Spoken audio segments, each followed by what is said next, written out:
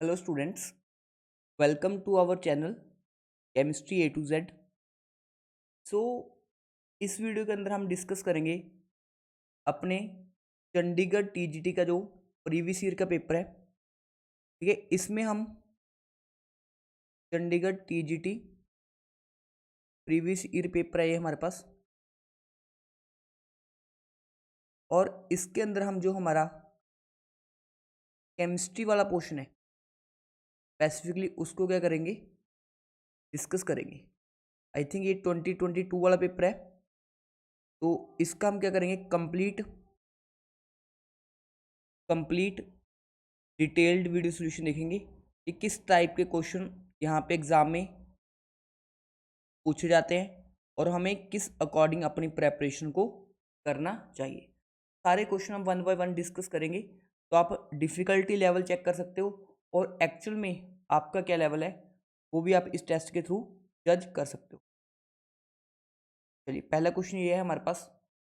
ठीक है, पहला क्वेश्चन क्या बोल रहा है, at equilibrium 1 litre container was found to have 0.2 mole A, 0.2 mole B, 0.4 mole C and 0.4 mole D.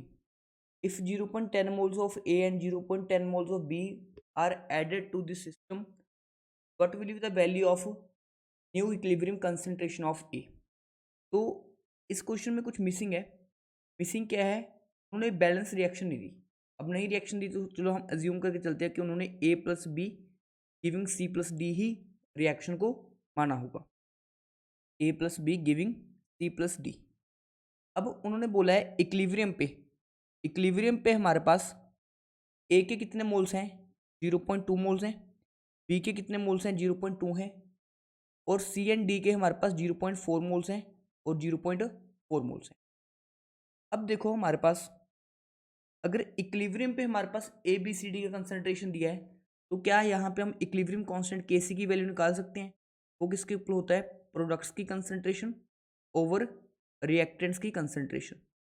तो यहाँ से अगर हम वैल्यू निकालेंगे 0.4 into 0.4 divide by 0.2 into 0.2, because volume हमें 1 लीटर दिया है तो मोल्स ही किसके इक्वल हो जाएंगे, कंसंट्रेशन के इक्वल। तो इस वैल्यू को अगर हम सॉल्व कर लेंगे, हमारे पास के सी की कितनी वैल्यू आ गई, 4 आ गई। समझ गए। तो पहली जो उसने इन्फॉर्मेशन दिया है वहाँ से हमने इक्विलिब्रियम कांस्टेंट की वैल्यू को क्या कर लिया है, निकाल लिया। अब नेक्स्ट क्वेश्चन में क्या बोला है उसने कि हमने इक्विलिब्रियम को थोड़ा बहुत डिस्टर्ब किया। कैसे किया, 0.10 मोल्स ए ऐड कर दिए and 0.10 moles 0.1 moles b add कर दिए। मतलब न्यू मोल्स कितने हो गए ए के, 0.1 ऐड कर दिए 0.2 में, तो न्यू मोल्स कितने हो गए 0.3, और बी के भी कितने हो गए पॉइंट। अब अगर रिएक्टेंट के मोल्स ऐड किए हैं, रिएक्शन कहाँ जाएगी, फॉरवर्ड डायरेक्शन में। तो अगर रिएक्शन फॉरवर्ड डायरेक्शन में जाएगी, ए के मोल्स क्या होंगे, कम, बी के मोल्स भी क्या होंगे, कम, और सी के मोल्स क्या होंगे, इंक्रीज, एंड डी के मोल्स भी क्या होंगे, इंक्रीज। सभी को पता है कि जैसे ही हमारे पास रिएक्टेंट प्रोडक्ट में कन्वर्ट होता है तो रिएक्टेंट की कंसंट्रेशन कम होती है एंड प्रोडक्ट की कंसंट्रेशन इंक्रीज होती है। तो यहाँ से अगर हम केसी का एक्सप्रेशन देखें, वो क्या आ जाएगा, नए केसी का एक्सप्रेशन सी डी ओवर ए इंटू बी, और अगर देखें 0.4 plus x into 0.4 plus x divide by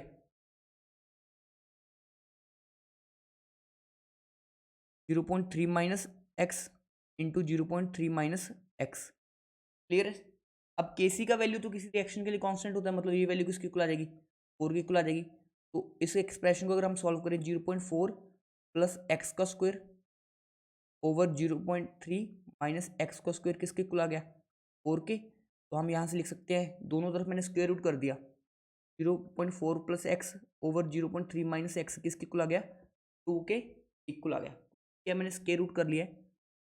अब इसके बाद देखो यहाँ से हम एक्स की वैल्यू निकाल सकते हैं, 0.4 plus x is equal to 2 into 0.3 minus x, 0.4 plus x किसके इक्वल आ गया, 0.6 माइनस 2x। तो यहाँ से हमारे पास 3x किसके इक्वल आ गया, 0.2, मतलब x की वैल्यू कितनी आ गई, 0.2 डिवाइड बाई, ये x की वैल्यू आ गई। हमने निकालने की इसकी कंसंट्रेशन है, इक्विलिब्रियम कंसंट्रेशन ऑफ ए की कंसंट्रेशन किसके इक्वल आ जाएगी 0.3 माइनस एक्स, मतलब 0 कंसंट्रेशन ऑफ ए किसके इक्वल आ जाएगा 0.3 माइनस एक्स। और हमने एक्स कितना निकाला है, हमने एक्स निकाला है 0.3 माइनस 0.2 डिवाइड बाई 3, तो माइनस क्या कर देंगे 0.2 डिवाइड बाई, फाइनली हमारा ये आंसर आ जाएगा।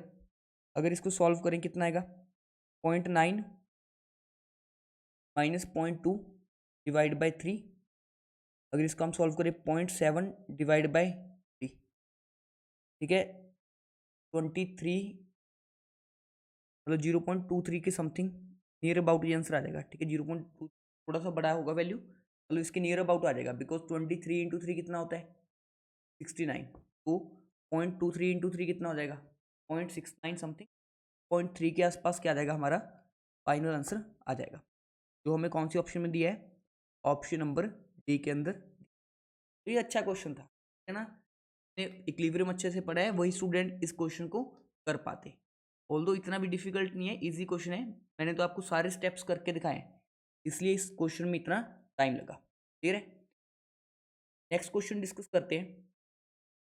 अब इस टाइप के क्वेश्चंस को जनरली जो स्टूडेंट मेरे से पढ़ते हैं हार्डली 10 से 20 सेकंड में कर देते हैं, ठीक है, एक्चुअल में इतना डिफिकल्ट दिखने वाला क्वेश्चन हार्डली कितने सेकंड्स का होता है 10 से 20 सेकंड्स का होता है। देखो इस रिएक्शन में उसने टी हाफ बोल दिया, टी हाफ दिया है हमारे पास 6.93 मिनट्स, ठीक है, बच्चे देखते हूँ मैं लोग लोग लेके सॉल्व करते हैं, मैं तो बच्चों को डायरेक्टली याद करवाता हूँ T99%, मैं बच्चों को याद करवाता हूँ T99% होता है 20/3 टी हाफ, बस इतना सा याद करवा देता हूँ, ये कुछ टाइम पीरियड में याद करवाता हूँ, जैसे T75% किसके इक्वल होता है 2 टाइम्स टी हाफ की, T87.5% किसके आसपास होता है 3 टी हाफ की, T90% किसके इक्वल होता है 10/3 टी हाफ की, T93.75% किसके इक्वल होता है 4 टी हाफ की, T99% किसके इक्वल होता है 20/3 टी हाफ की, और जो हमारे पास T99.9% होता है ये किसके इक्वल होता है 10 टी हाफ के। बस इतने से टी हाफ याद कर लो तो यही एग्जाम में पूछ, अब देखो क्वेश्चन कैसे सेकंड्स में हो जाएगा, ठीक है, उसने पूछा है T99%, तो ये किसके इक्वल हो जाएगा 20/3 T half, that is 20/3 into half की वैल्यू क्या दी है बेटा, टी हाफ की वैल्यू दिया है हमारे पास 6.93। क्लियर है, अब इस वैल्यू को क्या हम सॉल्व कर सकते हैं बिल्कुल, तो ये कितने पे कट जाएगा 2, ये 2 पॉइंट, अगर हम इसको ध्यान से देखें 2.4136 मतलब 2.46 के आसपास कट जाएगा। अब 2.46 का डबल मतलब अप्रोक्सीमेट कितना आ जाएगा ये, क्या है 246 का डबल कितना होगा हमारे पास 246 प्लस 246 6 6 12 4 4 8 2 2 4 मतलब आ जाएगा 462 के आसपास, ठीक है, बिकॉज एक जीरो कम लगानी है हमने 462 एक पॉइंट आगे लग जाएगा, कैलकुलेशन इतना कर लोगे देखो 46 पॉइंट, तो ये मैंने अप्रॉक्सीमेट कैलकुलेशन, बट हमारा आंसर एग्जैक्ट मैच हो गया, है ना, हमने तो ऑप्शन लेके आना है, ठीक है, तो हमारा आंसर क्या बन जाएगा इस क्वेश्चन के लिए। देखो जो स्टूडेंट केमिकल काइनेटिक्स मेरे से पढ़ते हैं उनके लिए ये क्वेश्चन करना कितना ईजी हो गया। अब जो कुछ स्टूडेंट है फर्स्ट ऑर्डर की इक्वेशन लगा के इस क्वेश्चन को सॉल्व करेंगे, बट उसमें तो टाइम ही बहुत कंज्यूम हो जाएगा, तो एक्चुअल में जो ट्रिक्स हैं वो हमें यूज़ करनी है सो डैट हम इस टाइप के क्वेश्चन को क्या कर पाएँ सॉल्व कर पाएँ। आई होप आप लोग को ये क्वेश्चन क्लियर होगा। नेक्स्ट देखो हमने O2+ का ऑर्बिटल डायग्राम बनाना है, एज इट इज बनवाते हैं क्लास में, होमो हाईएस्ट ऑक्यूपाइड मॉलिक्यूलर ऑर्बिटल, मतलब उसने किसकी चर्चा की है होमो की चर्चा की है, चलो बना लेते हैं O2+ का मॉलिक्यूलर ऑर्बिटल डायग्राम, बहुत ही आसान है। देखो O2+ ऑक्सीजन के पास कितने इलेक्ट्रॉन्स होते हैं 8, दो ऑक्सीजन है कितने हो जाएंगे 16, बट क्योंकि पॉजिटिव चार्ज है एक इलेक्ट्रॉन क्या हो जाएगा कम, मतलब कितने इलेक्ट्रॉन्स हो जाएंगे 15 इलेक्ट्रॉन। अगर हम ऑक्सीजन का मॉलिक्यूलर ऑर्बिटल डायग्राम बनाएं, सबसे नीचे क्या होता है σ1s, फिर क्या होता है σ*1s, फिर क्या होता है σ2s, फिर क्या होता है σ*2s, फिर क्या होता है हमारे पास 2pz, फिर होता है हमारे पास π2px is equal to π2py, फिर होते हैं हमारे पास स्टार वाली pi star 2px is equal to pi star 2py, और ऊपर सबसे होता है हमारे पास सिग्मा स्टार 2pz। ठीक है, अब कितने इलेक्ट्रॉन्स की फिलिंग करनी है हमने? 15 इलेक्ट्रॉन्स की। 1 2 3 4 5 6 7 8 9 10 11 12 13 14 15। अब मुझे बताओ हाईएस्ट ऑक्यूपाइड किस में है, मतलब सबसे ऊपर कौन से इलेक्ट्रॉन भरे गए हैं? पाई स्टार में भरे गए हैं। किस में भरे गए हैं? पाई स्टार में। तो वही तो पूछा है कि होमो क्या होता है। होमो कौन सा होगा हमारे पास? ये वाला जिसमें हाईएस्ट इलेक्ट्रॉन भरे गए हैं। और लूमो कौन सा होगा? Lowest unoccupied. ठीक है, अनऑक्यूपाइड कौन सा है? ये वाला है ना, तो ये क्या हो जाएगा हमारा? लूमो। ठीक है, ये हमारा क्या हो जाएगा? होमो, और ये क्या हो जाएगा हमारे पास? लूमो। अगर नेक्स्ट टाइम लूमो पूछ ले, लूमो क्या हो जाएगा? Sigma star. होमो क्या हो जाएगा? Pi star. तो उसने पूछा कौन सा है बेटा? पूछा है हमसे होमो, तो होमो कौन सा आ जाएगा हमारे पास? Pi star. के लिए हमारा ऑप्शन कौन सा करेक्ट हो जाएगा? Option number b. नेक्स्ट देखो, नेक्स्ट जो क्वेश्चन है, आपको डेंसिटी दी है, सॉरी डेंसिटी, मोलैरिटी दी है। मोलैरिटी कितनी दी है आपको? 2.05 मोलर। ये मोलैरिटी कितनी दी है आपको? 2.05 मोलर। ठीक है, डेंसिटी आपको गिवन है 1.02 ग्राम पर ml है। और किसकी दी है? एसिटिक एसिड की। एसिटिक एसिड का फॉर्मूला क्या होता है? ये वाला। और एसिटिक एसिड का मोलर मास कितना होता है? 60 ग्राम पर ml, 60 ग्राम पर मोल। जो बच्चे पढ़ते हैं उनको इतना तो याद ही हो जाती हैं चीज़ें। ठीक है, आपसे पूछा है मोलैरिटी। ठीक है, मोलैरिटी का क्या मतलब हुआ? मोलैरिटी का मतलब हुआ 2.05 mole acetic acid present in 1000 ml solution. देख लो, इतनी इन्फॉर्मेशन हमें यहाँ से पता चल गई। तो आपको मोलैरिटी गिवन है, उसका क्या मीनिंग हो गया? 2.05 mole acetic acid present in 1000 ml। ये हमें इन्फॉर्मेशन हमने निकाल ली। अब नेक्स्ट देखो, मुझे एक बात बताओ, यहाँ से हमारे पास वॉल्यूम ऑफ सोल्यूशन कितना आ गया? Volume of solution, volume of solution आ गया 1000 ml। वॉल्यूम ऑफ सोल्यूशन आ गया 1000 ml। तो मास ऑफ सोल्यूशन कितना आ जाएगा? Mass of solution volume into density. तो फॉर्मूला होता है वॉल्यूम 1000 ml, डेंसिटी कितनी दी है? 1.02 ग्राम पर ml। तो ये वैल्यू सॉल्व करेंगे, कितना आ जाएगा? 1020। इतने ग्राम क्या आ गया हमारे पास? Mass of solution. अब देखो, मास ऑफ सोल्यूट कितना आ जाएगा? Mass of solute, mass of solute, तो मास ऑफ सोल्यूट किसके इक्वल आ जाएगा? Moles of solute into molar mass of solute. इतना तो फॉर्मूला पता होना चाहिए ना। तो नंबर ऑफ मोल्स कितने आ जाएंगे? नंबर ऑफ मोल्स में दिए 2.05, और मोलर मास ऑफ सोल्यूट कितना आ जाएगा? 60। तो अगर मैं इसको अप्रॉक्सीमेट मान लूँ 120 के आसपास क्या आ जाएगा? Mass of. अब मास ऑफ सोल्यूशन पता चल गया हमें, मास ऑफ सोल्यूट पता चल गया, तो मास ऑफ सॉल्वेंट कितना आ जाएगा? Mass of solvent, mass of solvent आ जाएगा हमारे पास 1020 माइनस 120। मतलब ये वैल्यू कितनी आ जाएगी? अप्रॉक्सीमेट 900 ग्राम। क्लियर है सभी को? देखो, ये क्वेश्चन मैंने भी पहले कभी सॉल्व नहीं किया, मतलब डायरेक्टली मैं इसकी वीडियो बना रहा हूँ, है ना। मैंने इससे पहले सॉल्व करके भी नहीं देखा। तो एक्चुअल अप्रोच क्या होती है एग्जाम में, मैं तो आपको पूरा समझा रहा हूँ, बट कुछ स्टेप्स को आप अवॉइड कर सकते हो। जैसे मैंने मोलर मास लिख के दिखाया एसिडिक एसिड का, फिर तो माइंड में चल रहा था कि एसिडिक एसिड का मोलर मास कितना होता है?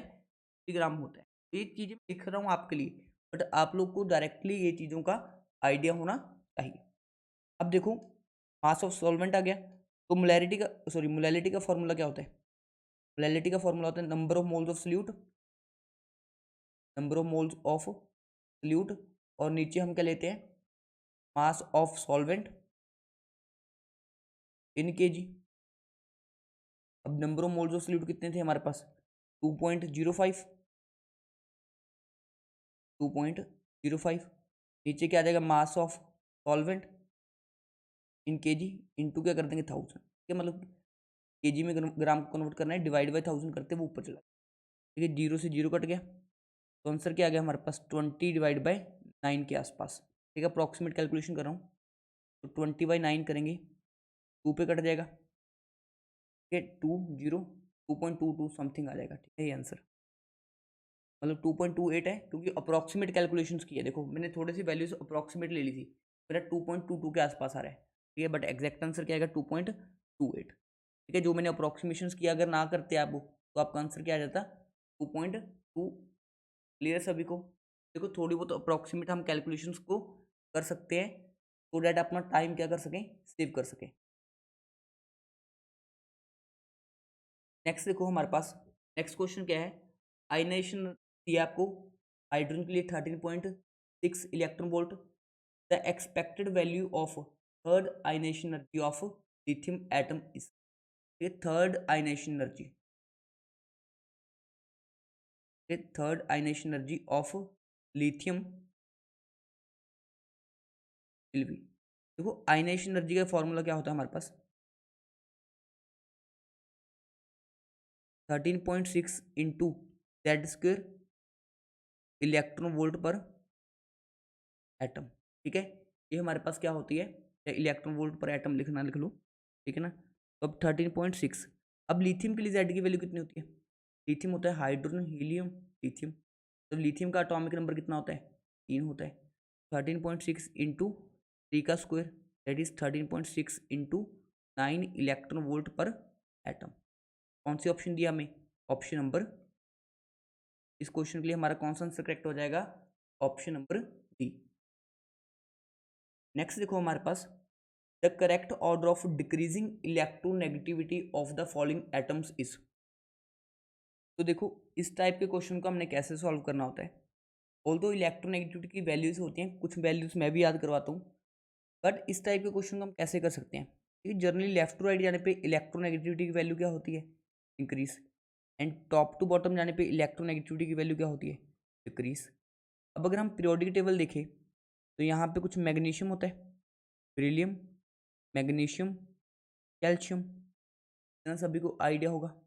अब इधर आता है थोड़ा सा एल्यूमिनियम होता है, ठीक है, थोड़ा सा आगे जाने पे हमारे पास क्या होता है, एल्यूमिनियम के बाद सिलिकॉन, फिर फॉस्फोरस, फिर सल्फर। अब देखो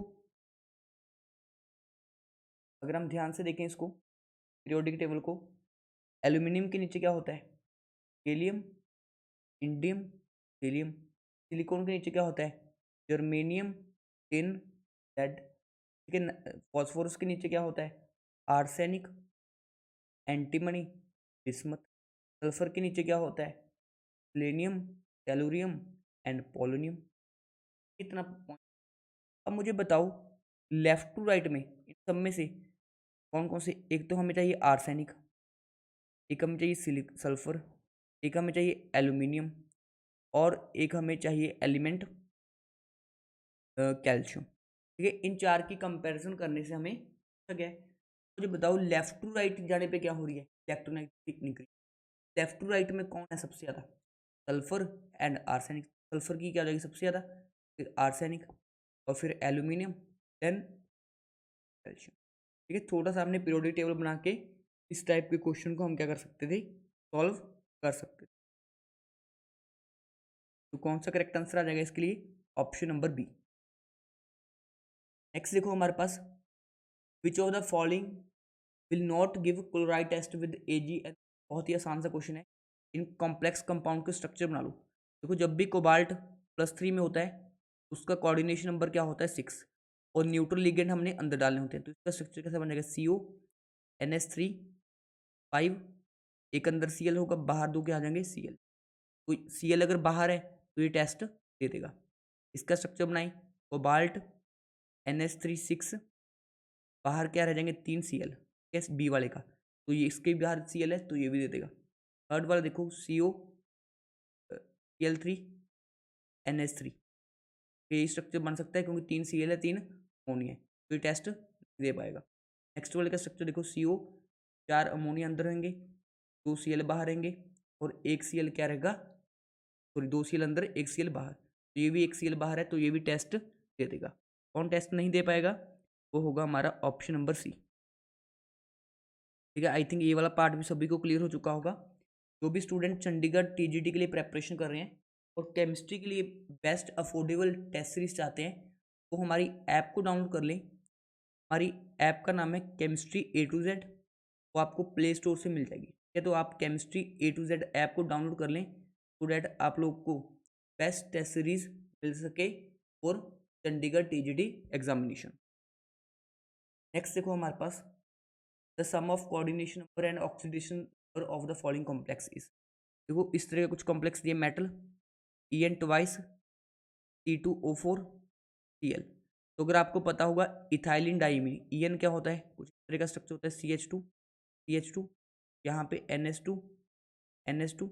तो ये एक हमारे पास बाइडेंडेंट लिगेंड होता है, इसका आइडेंटिसिटी 2 होता है, क्योंकि 2 हैं तो 4 कोऑर्डिनेशन नंबर। और ये है हमारे पास ऑक्सलेट कुछ इस तरह का होता है हमारे पास, ये भी क्या होगा हमारे पास आइडेंटेड, इसकी आइडेंटिसिटी कितनी रहेगी 2। तो टोटल हमारे पास कोऑर्डिनेशन नंबर कितना आ गया, 6 आ गया। अगर हम ऑक्सीडेशन स्टेट निकालें, En तो न्यूट्रल होता है, अगर इसके ऊपर X है तो ऑक्सलेट के ऊपर कितना होता है -2, और क्लोराइड के ऊपर होता है -1, ओवरऑल किसके इक्वल होता है 0 के, तो X किसके इक्वल आ गया +3। मतलब ऑक्सीडेशन स्टेट कितनी आ गई 3। ठीक है, कोऑर्डिनेशन नंबर कितना आ गया 6। दोनों का अगर हम सम कर दे तो कितना आ जाएगा 6 + 3 9। तो इस क्वेश्चन के लिए जो हमारा करेक्ट आंसर रहेगा that is option number b, 9 क्या हो जाएगा, करेक्ट आंसर हो जाएगा। नेक्स्ट देखो, ये बहुत ही इजी क्वेश्चन है, मतलब जो स्टूडेंट ठीक है थोड़ा बहुत भी पढ़ के जाते हैं डी ब्लॉक, उनको ये एज इट इज देखने को मिलता है। तो देखो ये क्वेश्चन क्या है, what colour change will be occurred if concentration of the acid is added to the equilibrium mixture. तो आपको पता है एक होता है हमारे पास डाइक्रोमेट होता है Cr2O7 2-।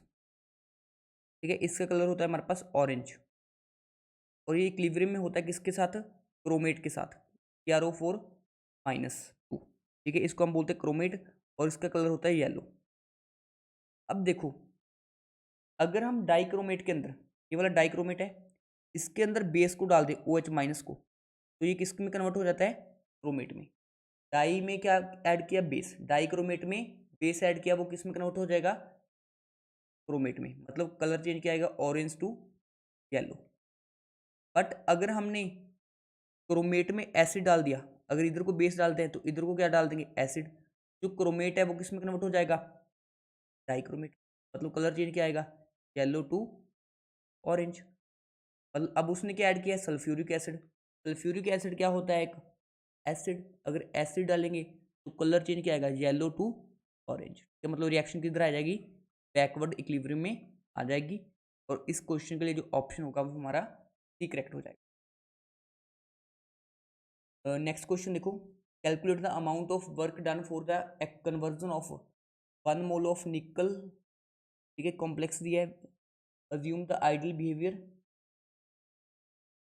Calculate the amount of work done conversion found, assume the ideal behaviour. देखो ये भी थर्मोडाइनमिक्स का रेगुलर क्वेश्चन है, मतलब मेरी थ्योरी नोट्स में तो आपको ये फार्मूला मिल जाएगा। ये वर्क के कई सारे फार्मूला होते हैं, work is equal to -P external dV, एक तो ये होता है। ये एक वर्क का फार्मूला होता है डेल्टा NG/RT, ये वाला फार्मूला मैं पढ़ाता हूँ, डेल्टा NG/RT। तो यहाँ पे बाकी सब तो सेम है, तो डेल्टा NG मोल से चेंज होंगे। अब देखो निकल से अगर 4CO ऐड करेंगे हम तो इसमें कन्वर्ट हो जाएगा निकल CO4 में। ठीक है ना, अब इसमें देखो निकल तो सॉलिड होता है, ये तो हम कंसीडर करेंगे। तो ये हमारे पास क्या होगा, CO लिगेंड होता है, ठीक है ना। इसको हम अगर लिक्विड स्टेट में लेके चले या गैसी स्टेट में मान के चले, इसको भी हम कंसीडर कर लें एक्वोस्फीयर। तो डेल्टा NG की वैल्यू कितनी आ जाएगी, product minus reactant, delta NG कितना, दैट इज माइनस। तो अगर हम पुट करें -3 इंटू आर की वैल्यू हो जाएगी 8.314, इंटू हमारे पास आ जाएगा टेम्परेचर दिया 75 डिग्री, 70 प्लस 75, इसको सम कर लें तो ये आ जाएगा 348। और एक और इसको मल्टीप्लाई करके लिख लेते हैं, -3, ठीक है। 8.314 को अप्रॉक्सीमेटली 25/3 लिख लिया करो। 348, 3 से 3 कट गया, ठीक है। इस वैल्यू को अगर हम सॉल्व करें, 3480, 3480, ठीक है। और 25 से मतलब इसका हाफ 1740, 0, 8 8 16, 4 20, 2, 4 2 6, 6 4 10, 10 7 17, 1, 3 1 4, 4 3 7, 7 1 8, अप्रोक्सीमेटली 8700 क्या रहा है हमारा आंसर आ रहा है। मतलब 8.7 माइनस में आएगा ना, -8.7 इंटू 10⁻⁴, ये हमारा क्या जाएगा आंसर, मतलब -8.68 इंटू 10⁻⁴। क्लियर है सभी को? देखो ये अप्रॉक्सीमेट आंसर इसलिए आया बिकॉज मैंने यहाँ पे 8.314 को क्या लिख लिया, 25/, अप्रॉक्सीमेट, ये हमारा आंसर भी क्या गया अप्रॉक्सीमेट में। क्या लेना, हमारा ऑप्शन सही बन रहा है। इस क्वेश्चन के लिए हमारा जो करेक्ट आंसर हो जाएगा ऑप्शन नंबर, अच्छा रिएक्शन आपको गिव नहीं थी, सॉरी रिएक्शन तो आपको गिव नहीं थी। ये देखो यहाँ से तो हमने सिर्फ डेल्टा एन जी निकालना था, ऐसी तरह इसको गैस फेज में, रिएक्शन आपको गिव नहीं थी तो फिर कुछ नहीं था। ये सोडियम क्रिस्टलाइजेस इन पीसीसी या रेडियस का फॉर्मूला, मैं 3 ही रिलेशन याद कराता हूँ। एससीसी में क्या होता है, A is equal to 2r, PCC में क्या होता है √3a is equal to 4r, मतलब ए किसके आर किसके कुल आ जाएगा, √3a/4, तो ये आंसर आ जाएगा 3a/4, that is option number c, ठीक है। और अगर हम एफसीसी की बात करें, एफसीसी के लिए होता है √2a is equal to 4r, मतलब एक आर किसके कुल आ जाएगा, √2a/4, मतलब a/2 क्लियर है। तो ये आ जाएगी हमारे पास आर की वैल्यू, ठीक है। तो सी आंसर इस क्वेश्चन की करेक्ट आ जाएगा बिकॉज उसने पूछा है बीसीसी के लिए, ठीक है। On a phase diagram where can you liquid condition which only one phase exist, है ना, वन फेज एग्जिस्ट करती है, तो उसको हम बोलते हैं ट्रिपल पॉइंट, है ना। वेयर वन फेज, देखो इस क्वेश्चन के लिए जो करेक्ट आंसर होगा वो हो जाएगा हमारा ऑप्शन नंबर सी। अब ये ऑप्शन नंबर सी क्यों होगा, मैं ग्राफ ऐड करता हूँ, ग्राफ से समझाता हूँ आपको, तब आपको ज़्यादा क्लैरिटी, ठीक है। वन फेज मतलब solid phase, liquid phase, gas phase है, इसकी हेल्प से लोकेट कर सकते हैं, हेल्प ऑफ लाइंस में हम एरिया को बाउंड करते हैं। अब ये देखो ग्राफ की हेल्प से समझाता हूँ। जैसे ये हमारे पास क्या होता है, ट्रिपल पॉइंट होता है, ये हमारे पास क्या होता है ट्रिपल पॉइंट। ट्रिपल पॉइंट क्या होता है, वो पॉइंट यहाँ पे तीनों स्टेट एग्जिस्ट करते हैं, बट हम यहाँ पे बात कर रहे हैं कि एक फेज एग्जिस्ट करे। जैसे अगर आप देखो ये लाइंस है, ये लाइंस, इसके जो नीचे वाला ग्राफ है, इस पूरे एरिया में क्या दिख रहा है हमें, सिर्फ और सिर्फ गैस, ठीक है। मतलब सिर्फ वन फेज दिख रहा है, इस वाले फेज में पूरा पूरा लिक्विड दिख रहा है, और इस वाले में पूरा पूरा क्या दिख रहा है हमें, सॉलिड। मतलब जो लाइंस होती हैं हमारे पास कि जिसके अंदर एरिया बाउंड होता है, वही हमें किसका आइडिया देती है, वन फेज का आइडिया। तो इस क्वेश्चन के लिए जो हमारा करेक्ट आंसर होगा वो होगा in an area bounded by the lines, ठीक है। नेक्स्ट है atomic size of 4D and 5D series is almost same due to lanthanoid contraction, तो बच्चों वाला क्वेश्चन है, ठीक है। Shape of the non tetrafluoride, इसकी हाइब्रिडाइजेशन आ जाएगी 8+4/2, स्टेरिक नंबर आ गया हमारे पास 6, अगर स्टेरिक नंबर 6 आ गया sp3d2 हाइब्रिडाइजेशन, बॉन्ड पेयर हो जाएंगे 4 एंड लोन पेयर हो जाएंगे हमारे पास 2, तो इस तरह की शेप बन जाएगी एक्सी, 4 बॉन्ड पेयर है और 2 हमारे पास क्या है लोन पेयर्स हैं, ठीक है। तो ये शेप कौन सी होती है हमारे पास, स्क्वायर प्लेनर, ये शेप है ये हमारे पास स्क्वायर प्लेनर है। बहुत ही इजी क्वेश्चन था, क्या था हमारे पास, बहुत ही आसान लेवल का क्वेश्चन, ठीक है। अगर अनपेड इलेक्ट्रॉन कितने हैं 5.2, तो बोहर मैग्नेट्रॉन का फॉर्मूला क्या होता है, बहुत ही इजी क्वेश्चन है, जो बच्चे फिर से पढ़ते हैं उनको तो ट्रिक्स पता ही है, n × n+2 बोहर मैग्नेट्रॉन। अब उसने बोला है म्यू की वैल्यू 5.20 है, एन की वैल्यू क्या होगी। अब कुछ बच्चे इस इक्वेशन को सॉल्व होने से, अगर बोहर मैग्नेट्रॉन की वैल्यू 5 पॉइंट समथिंग है, अनपेड इलेक्ट्रॉन 5 रहे, नहीं होता, वैल्यू पुट है ना। अगर 4 पॉइंट समथिंग आ जाए, 4.9 के आसपास आ जाए, अनपेड इलेक्ट्रॉन 4 रहे होंगे। अगर बोहर मैग्नेट्रॉन की वैल्यू 4.9 के आसपास आ जाए, इलेक्ट्रॉन, अगर 3 पॉइंट समथिंग वैल्यू आ जाए, अनपेड इलेक्ट्रॉन 3 रहे होंगे, है ना। ट्रिक है मेरी, काम आएगी आप लोग को, ठीक है। कुछ बच्चे तो ऐसे होंगे इसको सॉल्व करते, और जो मेरे से पढ़ते हैं ये क्लास में ट्रिक। नेक्स्ट में आपका गया है न्यूक्लियोफिलिक, ये भी इजी क्वेश्चन है। एक में हमें दिया है एसिड क्लोराइड, एक हमें दिया है एनहाइड्राइड, एक हमें दिया है एस्टर,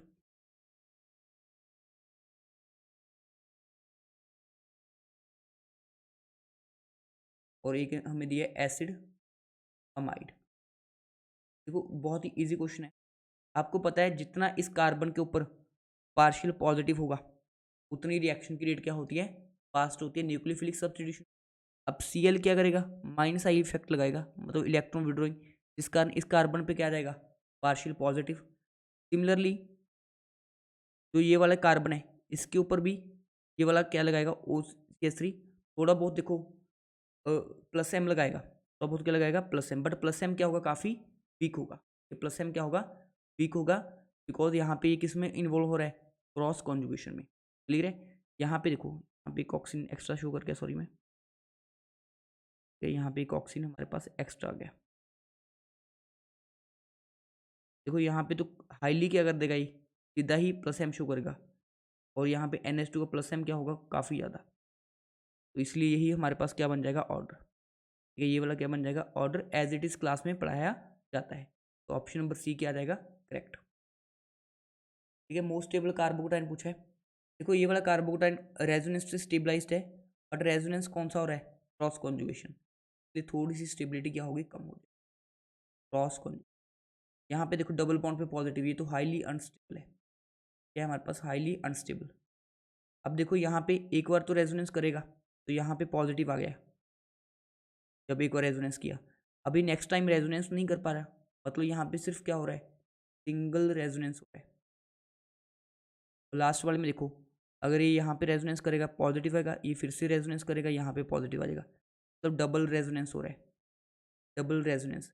पहले वाले में भी डबल रेजोनेंस हो रहा था, बट पहले वाले में क्रॉस था, और जो बी वाले में है ये क्या आ गया हमारे पास, एक्सटेंडेड, तो हम बोलते हैं एक्सटेंडेड रेजोनेंस। ऊपर वाले में क्या हो रहा था, क्रॉस रेजोनेंस। ठीक है, तो सबसे स्टेबल कौन सा हो जाएगा, बी वाला हो जाएगा हमारे पास, बी वाला। अगर इसका ऑर्डर बनाना होता, ऑर्डर आता सबसे ज़्यादा बी, देन ए, देन डी, लास्ट में आ जाता हमारे पास सी। ये क्या बन जाता है हमारे पास, कार्बोकटाइन की स्टेबिलिटी का ऑर्डर।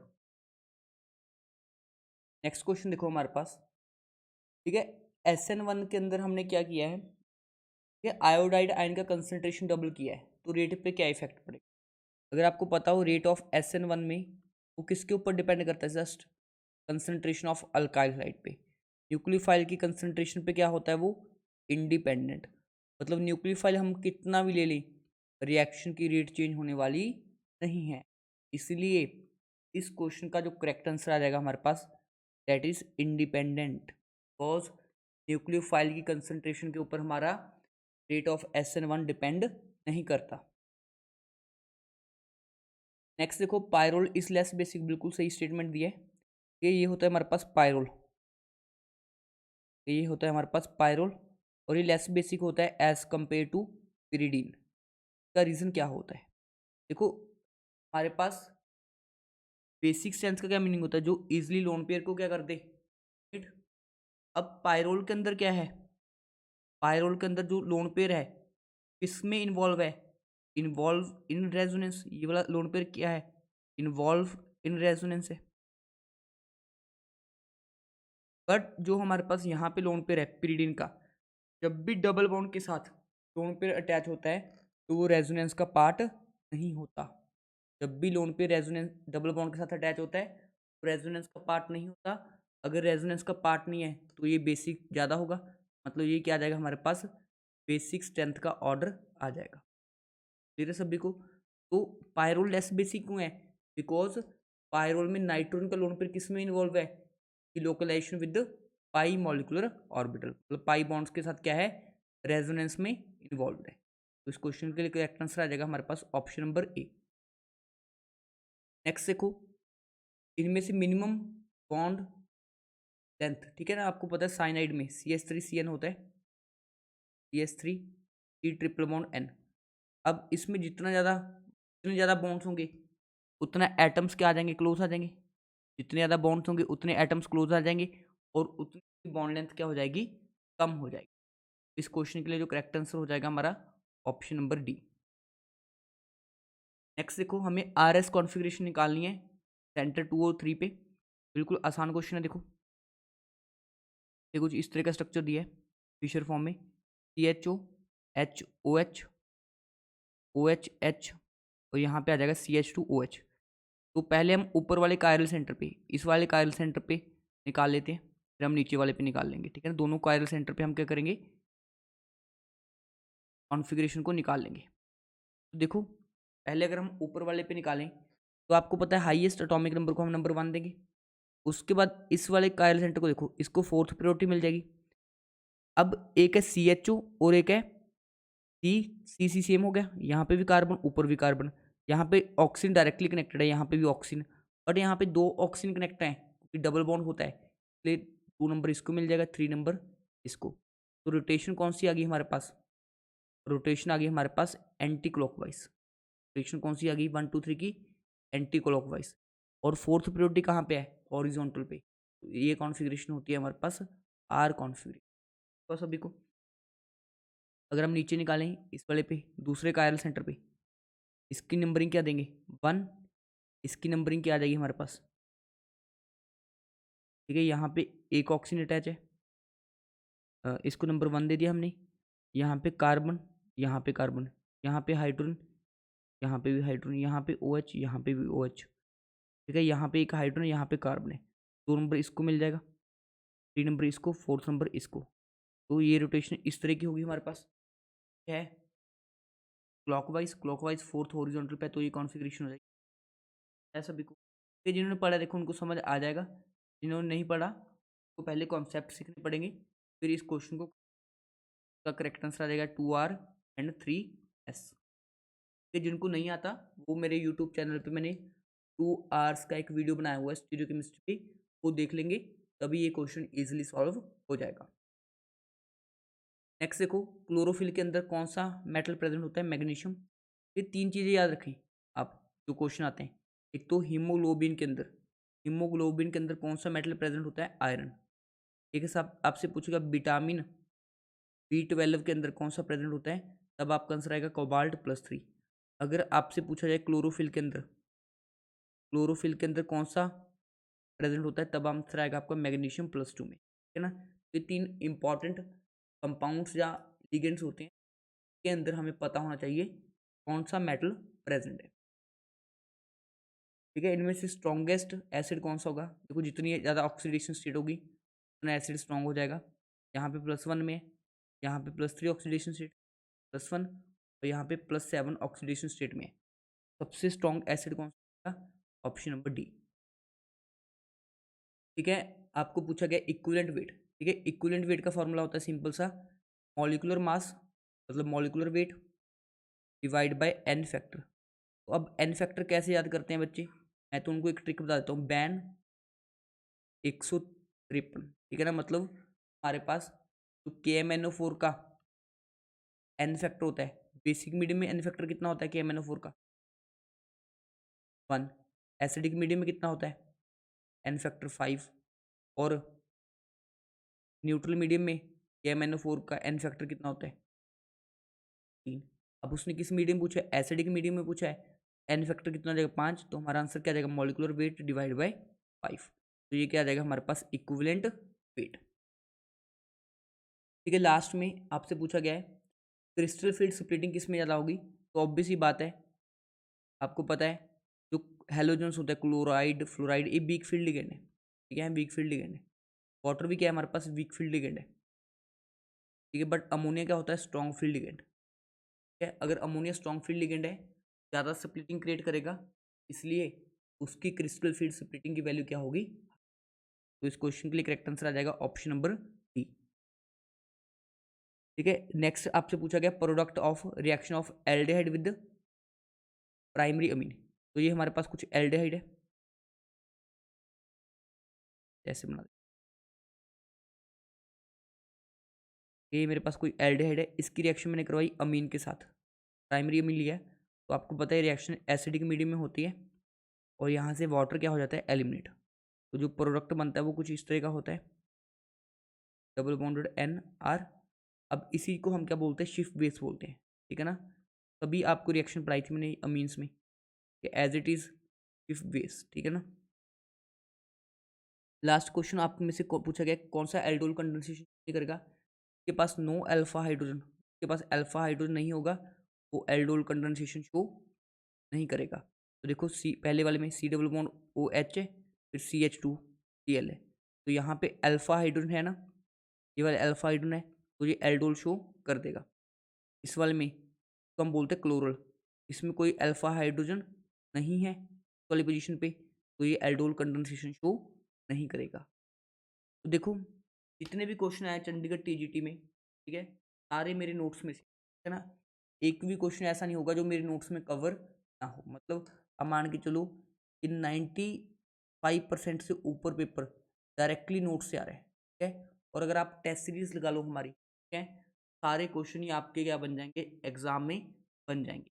बिकॉज पेपर ज़्यादा टफ लेवल का नहीं होता, बस हमें नॉलेज होनी चाहिए और हमने प्रॉपरली हमारे लेक्चर्स हैं, जो थ्योरी लेक्चर्स हैं, उनको अटेंड किया होना चाहिए और मैक्सिमम जो क्वेश्चन है वो टेस्ट सीरीज से प्रैक्टिस किए होने चाहिए। तो जो भी स्टूडेंट चंडीगढ़ TGT के लिए बैच या टेस्ट सीरीज ज्वाइन करना चाहते हैं अफोर्डेबल फीस पे, तो वो मेरे साथ कांटेक्ट कर सकते हो @8437068 पे, और हमारी ऐप डाउनलोड कर सकते हो आप, केमिस्ट्री A to Z। ठीक है, तो हमारी ऐप डाउनलोड कर सकते हो आप, केमिस्ट्री A to Z। ये आपको ऐप मिल जाएगी प्ले स्टोर पे। ठीक है, ये मेरा व्हाट्सएप नंबर है, आप यहाँ पे मेरे को व्हाट्सएप भी कर सकते हो अगर आपकी कोई क्वेरी हो। आई होप आप लोग को ये वीडियो सोल्यूशन सारे क्लियर होंगे। अगर स्टिल किसी स्टूडेंट को किसी क्वेश्चन में कोई डाउट होता है तो आप कमेंट सेक्शन के अंदर बता सकते हो। आई होप आपको ये वीडियो बेनिफिशियल होगा। Thank you for watching this video.